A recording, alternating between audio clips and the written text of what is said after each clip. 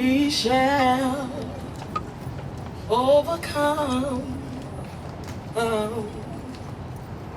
We shall overcome. We shall overcome someday. So today must be the day.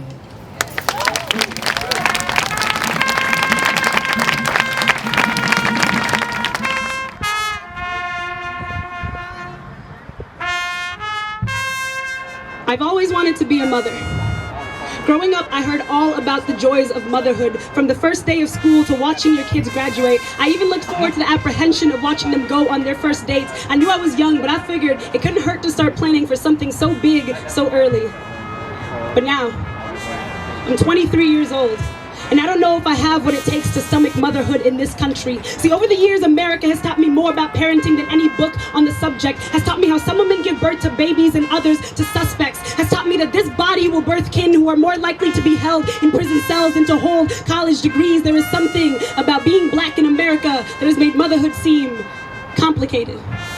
Seem like I don't know what to do to raise my kids right and keep them alive. Do I tell my son not to steal because it is wrong or because they will use it to justify his death? Do I tell him that even if he pays for his Skittles and sweet tea, there will still be those in the neighborhood that will watch him and see criminal before child who will call the police and not wait for them to come? Do I even want the police to come? Too many Sean bells go off in my head when I consider calling 911. I will not take it for Oscar granted that they will not come kill my son. See, we may have gotten rid of the nooses, but I still consider it lynching when they murder black boys and leave their bodies to rot in the sun as a historical reminder that there is something about being black in America that has made motherhood sound like mourning.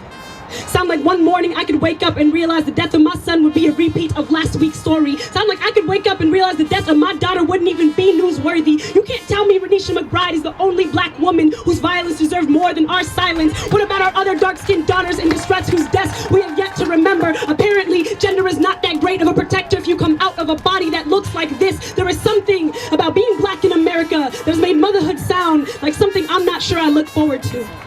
I have written too many poems about dead black children to be naive about the fact that there could one day be a poem written about my kids, but I do not want to be a mother who gave birth to poems. I do not want a stanza for a son nor a line for a little girl. I do not want children who will live forever in the pages of poetry yet can't seem to outlive me.